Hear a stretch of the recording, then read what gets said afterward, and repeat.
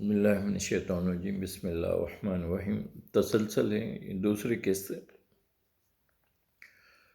تو میں یہ کہہ رہا تھا کہ جنہوں نے اسلام کی محبت میں پاکستان کی ہجرت کی، پاکستان کی سرزمین نے بھی ان کو بہت نوازا، اور اللہ سبحانہ تعالیٰ نے بھی اپنے وعدے کے مطابق ان کو بہت نوازا، اتنا نوازا کہ جس کی وہ سوچ بھی نہیں کر سکتے۔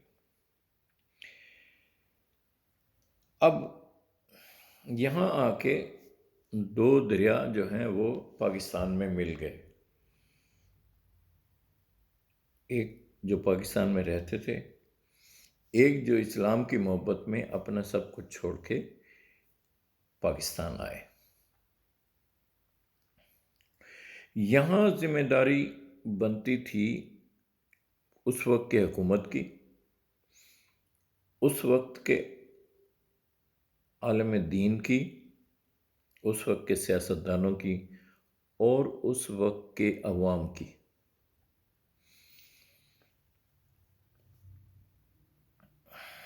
اب سب سے پہلے جو ذمہ داری تھی وہ حکومت کی تھی کہ ان کو ریہیبلیٹ کیا جائے، ان کو جگہ دی جائیں، کھانا پینا رہنا، یا جو وہ کر سکتے ہوں گے کیا ہوگا، مجھے اس کا آئیڈیا نہیں ہے۔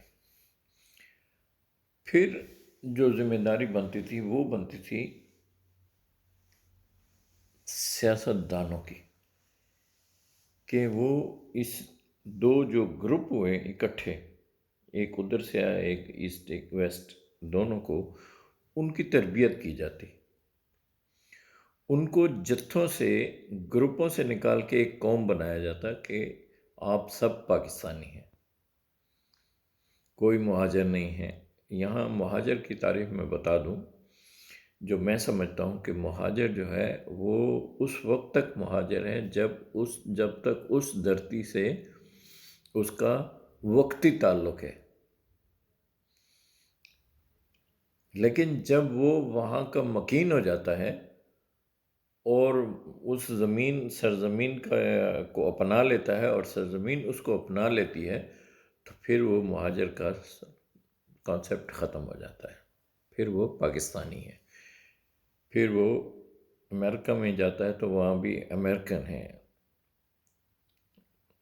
یورپ میں جاتا ہے تو یورپین ہے، کیونکہ ان کو نیشنلٹی مل جاتی ہے۔ یہ ایک حقیقت ہے جس کو یہاں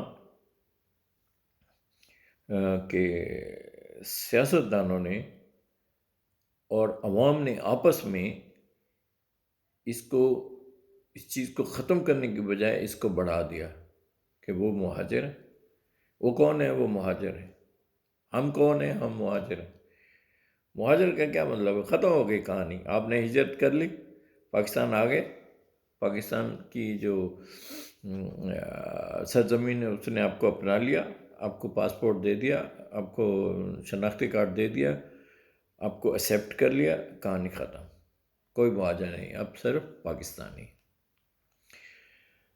دوسرا ایک پوائنٹ جو یہاں دشمنان پاکستان جو ہیں وہ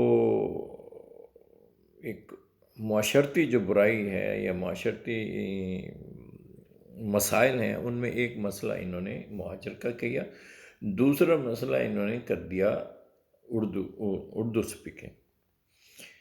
اب بات یہ ہے کہ اب جو بھی ہجرت کر کے آیا وہ انڈیا سے آیا، تو انڈیا کی تو زبان ہی نہیں ہے اردو، انڈیا کی زبان سنسکرت ہندی، اردو کا تو نام نہیں ہے وہاں۔ اب اردو کو جو مقام دیا وہ پاکستان نے دیا، اس کو اپنی زبان بنایا، اور آج آپ ریموٹ ایریا میں چلے جائیں، سندھ کے، پنجاب کے، بلوچستان کے پی کے میں ریموٹ ایریا جو ہے ان کے ریموٹ ایریا، وہاں آپ چل جائیں تو وہاں کے بچے اردو بول رہے ہیں، آپس میں ماں باپ بچے اردو بول رہے ہیں۔ کیوں؟ پاکستان کی قومی زبان ہے، اس لیے سارے پاکستانی اردو سپیکنگ ہیں۔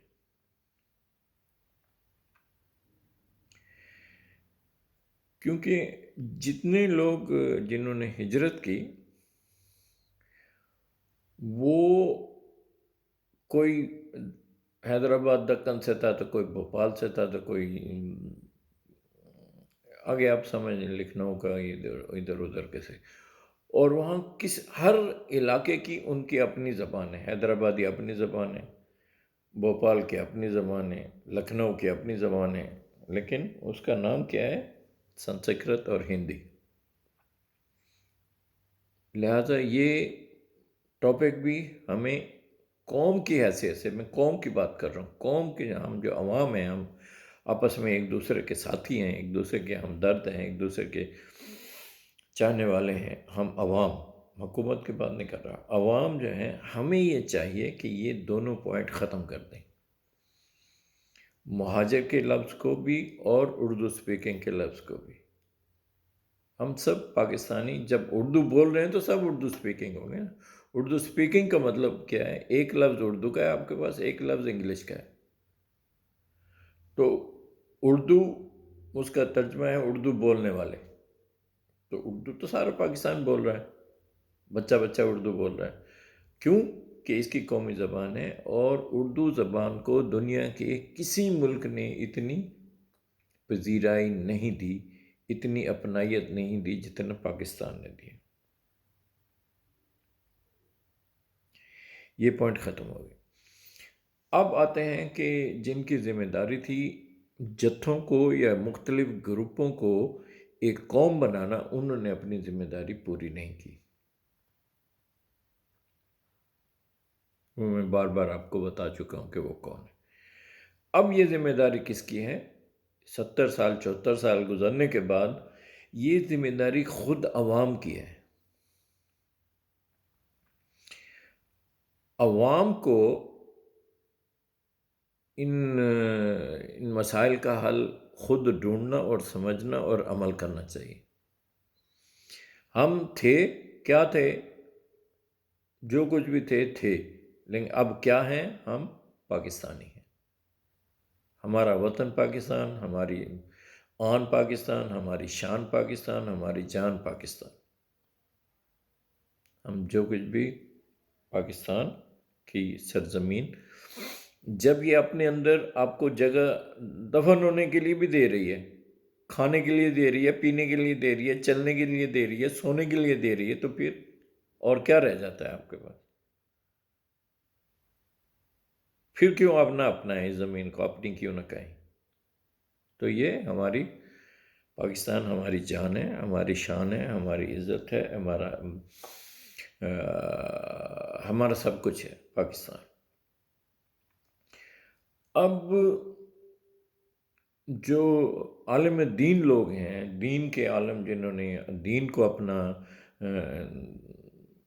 حصہ بنایا ہوا ہے زندگی کا، اور وہ یہ کہتے ہیں کہ ہم دین کی خدمت کرتے ہیں اور عوام کے لیے، اور عوام کو مسائل بتاتے ہیں، ان سب سے میں اس ویڈیو کے ذریعے یہ کہنا چاہتا ہوں کہ اگر آپ نے فرقے بنا لیے ہیں تو پھر آپ قرآن کے خلاف جا رہے ہیں، اور جو قرآن کے خلاف جا رہا ہے وہ مسلمان نہیں ہو سکتا۔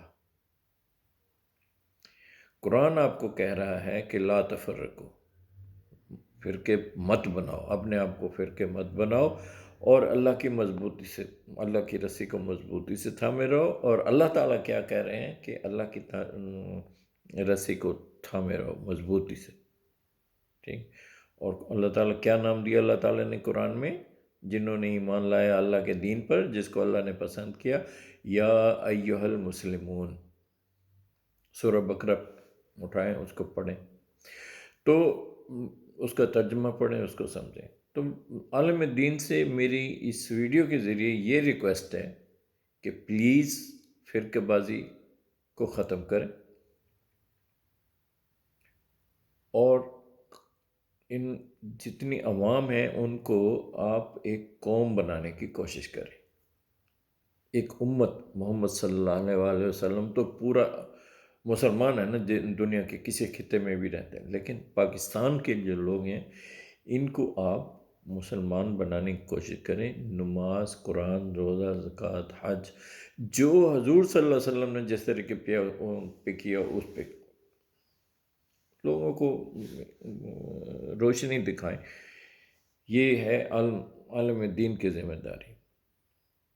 اور قوم کی ذمہ داری کیا ہے، عوام کی ذمہ داری کیا ہے؟ جو مسلمان ہیں ان کو چاہیے کہ قرآن کی تلاوت کیا کریں، قرآن کو سمجھیں، اس کا معنی سمجھیں اپنی زبان میں، اور اس کی جو باتیں ہیں اس پہ عمل کریں.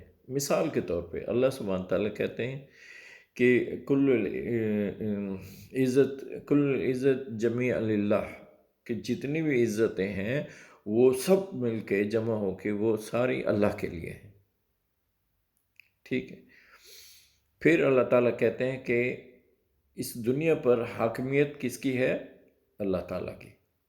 تو ہمیں اللہ تعالیٰ کی حاکمیت مان کے اور قرآن کو سمجھ کے پڑھ کے اس پہ اوپر عمل کر کے آپس میں بھائی چارے کا پروگرام کرنا چاہیے. ہمیں ایک دوسرے کا ہمدرد، ایک دوسرے کا خیال رکھنا، ایک دوسرے کی تکلیف میں ان کا ساتھ دینا، یہ ہمیں کرنا چاہیے.